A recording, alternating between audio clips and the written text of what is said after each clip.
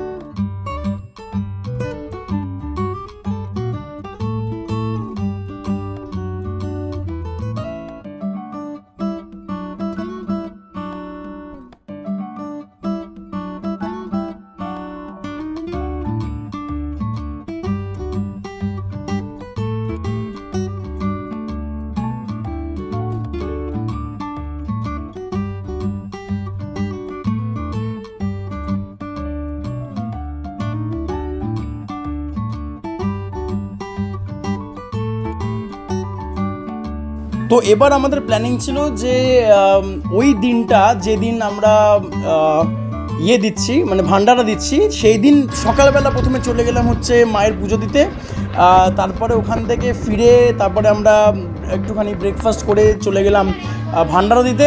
ভান্ডারা দেওয়ার পর সঙ্গে সঙ্গে যখনই শেষ হওয়ার পর একটু হাত মুখ ধুয়ে, আমরা তো লাঞ্চ করে নিলাম সেই সময়, আমরা হাত মুখ ধুয়ে তারপর একটু ফ্রেশ হয়ে বেরিয়ে গেলাম বীরচন্দ্রপুর। তো আমাদের যে চারজনের একটা ছোট্ট গ্রুপ ছিল, এই চারজনের ছোট্ট গ্রুপ মিলে আমরা বেরিয়ে পড়লাম বীরচন্দ্রপুরের দিকে। এবং খুব সুন্দর একটা জায়গা, এবার প্রথমবারই আমরা যাচ্ছি ওই দিকটাতে। এইখানে শ্রী নিত্যানন্দ মহাপ্রভুর প্রচুর স্মৃতি আছে, যেমন এখানে দেখতে পাচ্ছেন জানুকুণ্ড বলে এক জায়গা আছে, যেখানে সব রকমের মানে সব নদীর জল এসে নিয়ে এখানে রাখা হয়েছিল যাতে শ্রী চৈতন্যদেবের মা এখানে স্নান করতে পারে। তো সেরকম একটা ব্যাপার এখানে কথিত আছে, সেইভাবে এখানে আমরা দেখলাম, এখানে আমরা ব্যাপারটাকে ফিল করলাম। তারপরে আমরা এগিয়ে গেলাম হচ্ছে আর এক জায়গায়, যেখানে শ্রীরামচন্দ্র এসেছিলেন, তার মানে যখন ওটা বনবাসী ছিলেন সেই সময় এসে এক মুনির সাথে দেখা করেছিলেন, সেই জায়গাটাতেও আমরা গেছিলাম।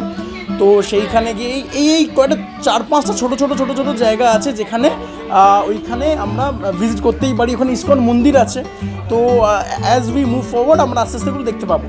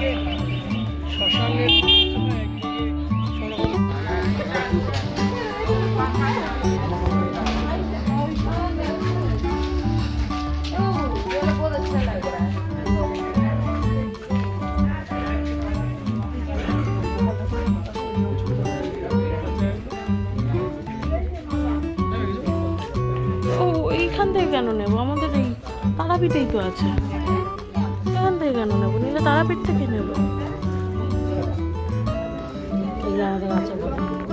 হ্যাঁ, কোথায় সাজাবে চলো।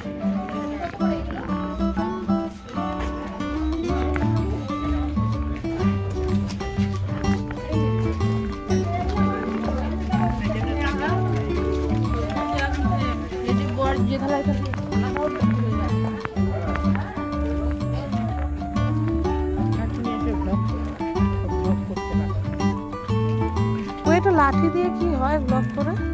হাতেই তো করা যায়। লাঠি নিয়েছে। লাঠি লাগে। আকাশটা কিন্তু নীল পুরো, হ্যাঁ কোনো দারুণ আসছে।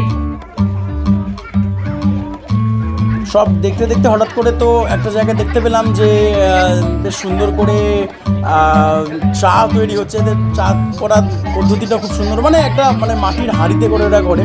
তো তন্দুর চা না অ্যাকচুয়ালি, মানে লাইক মাটির হাঁড়ি বেশ সুন্দর লাগে, মানে মাটির ছোটো ছোটো গন্ধও থাকে, তার সাথে চাটা দারুণ লাগে। তো আমরা এটা এসেছিলাম কী যেন জায়গাটার নাম, ইস্কন এসেছিলাম। ইস্কন তখনও খোলেনি, তখন 4টার সময় খোলে। আমরা এই 15-20 মিনিট আগে মধ্যে পৌঁছে গেছিলাম। তো সেইখানে গিয়ে ওই মাটির ভাঁড়ে সুন্দর করে ব্যাপক চা খাওয়া হচ্ছিলো। দেবস্মিতা খায় না, তাই ও ভিডিও করছিল, আর আমরা 3জন, আমি, মামি, মম্মা এবং মেসোমশাই, আমরা 3জনে মিলে একটু চাটা খেলাম। এবং রাস্তাগুলো খুবই সরু, মানে ইটস নট দ্যাট যে মানে অনেকগুলো গাড়ি একসাথে যেতে পারবে এরকম কোনো ব্যাপার না। বেশ মানে অজপাড়া বলবো, গ্রামের মতনই একটা মহল আছে। আর সেই দিকে ভেতরে তো নিয়ে অ্যালাউড নেই, মোবাইল নিয়ে অ্যালাউড নেই, তাই বাইরে থেকে যতটা মোবাইলে পেরেছি আমরা ছবি টবি তুলে নিয়েছি।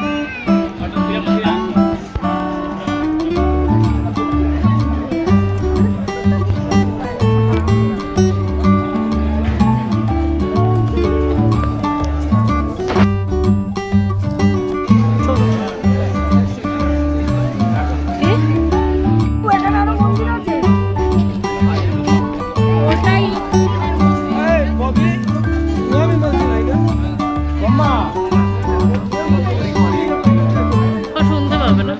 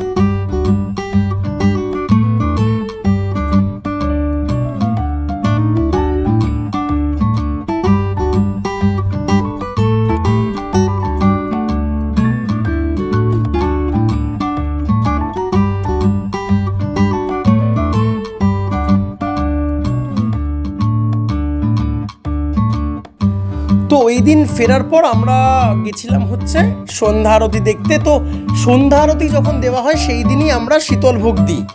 কিন্তু সেদিন এক অদ্ভুত ঘটনা ঘটেছিল। কি ঘটনা ঘটলো, আমরা যেরকমভাবে শিব মন্দিরের ওপরে মানে চাতালে দাঁড়িয়ে থাকি, দাঁড়িয়ে আমরা ওয়েট করি কখন আমরা গিয়ে পুজো শেষ হবে, মানে আরতি শেষ হবে, এবং তারপরে গিয়ে আমরা শীতল ভোগটা দেবো। বাট হঠাৎ করে গণেশদা আসলো আমার সামনে, এসে হঠাৎ করে বলছে, এই প্রথমবার, মানে এত বছর গেছি, প্রথমবার হঠাৎ করে আমার সামনে এসে বলছে যে মায়ের গর্ভগৃহে যাবে আরতি দেখতে। বললাম যে কিন্তু তোমার তো পালা না, মানে যাদের পালা হয় তাদেরকে মোটামুটি নিয়ে যাওয়া হয়, মানে যে পুরোহিতের পালা হয়, এবং সেই পুরোহিতের যদি কোনো পরিস্থিতি কেউ থাকে তারা গিয়ে মানে মায়ের পাশে গিয়ে দিতে পারবে। ওই যে স্ক্রিনের এক কোনায়, বাঁ দিকের এক কোনায় দেখো আমার ওই সোয়েটারটা দেখা যাচ্ছে, আমি দাঁড়িয়ে আছি। কি করে, মানে ওই আর কি, হঠাৎ করে গণেশদা বললো যে না, আমার কাছে 2টো VIP টিকিট আছে, তুমি যেতে চাইলে চলো, এবং তোমার সাথে যদি কেউ যেতে চায় তাহলে তাকে নিয়ে চলো। আমি সবাইকে টান দিক বাঁধে জিজ্ঞেস করলাম, তো সবাই মোটামুটি বললো না ঠিক আছে, আমরা এখান থেকে দেখবো। আমার তো সুযোগ, আমি তো ছাড়বো না, আমি দৌড় দিলাম ওইখানে। দৌড় দিয়ে এবারে মায়ের কাছে চলে গেলাম। মায়ের কাছে গিয়ে এবার মায়ের পাশে দাঁড়িয়ে অভূতপূর্ব অনুভূতি।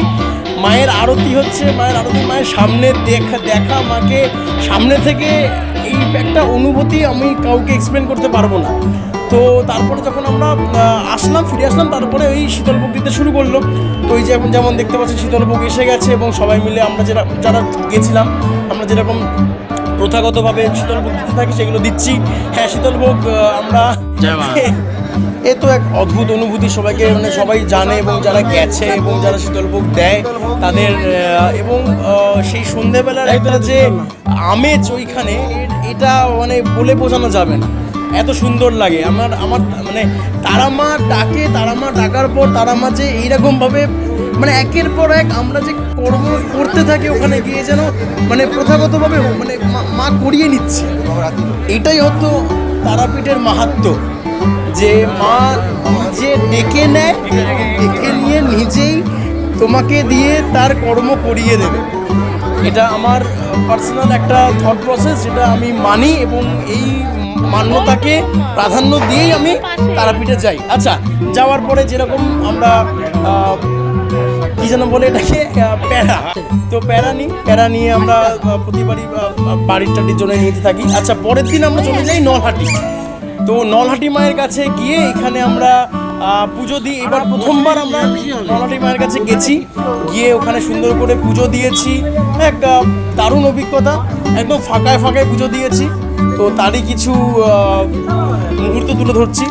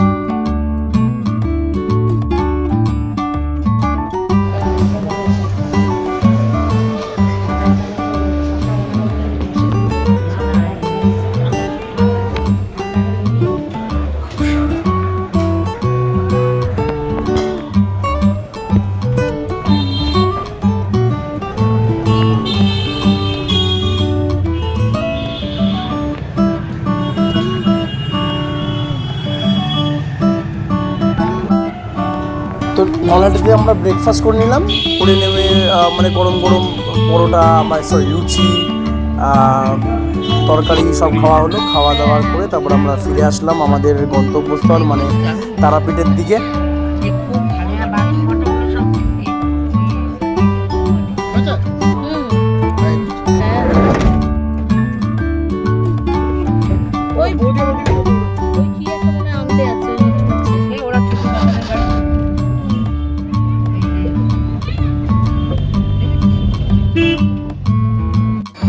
শ্মশানেও যাওয়া হয়েছিল ওই দিন।